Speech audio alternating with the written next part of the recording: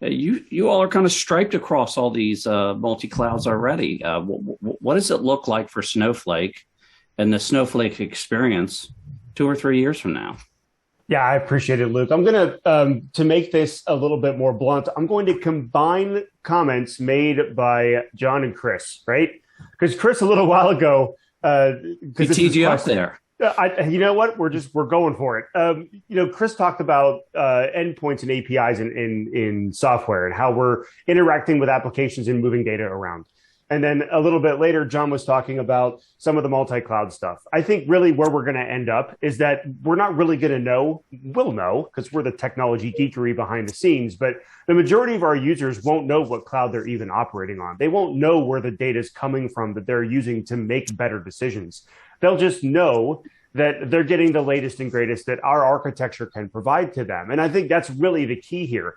Everything is going to be an endpoint or an API. If I need a machine learning algorithm, maybe I go to Google. If I've got some very low light code that I want to run in Lambda, I go to AWS for that. If I've got, this sort of way of shopping around and find the best individual microservices that we can put to bear on our problems, that's the real promise, I think, of the cloud getting to that point. Snowflake's working on some of that, connecting data in AWS with Azure, with GCP, making all that available to users and collaboration across agencies. But really, I think the entire IT industry is going to go that way, because why would you reinvent the wheel when you can just drive somebody else's car? That's probably a great way to look at it. And the other thing is the outcome of that. Once we've got that built, what do we look for in our society? What's going to hit us is going to be better evidence-based decision making.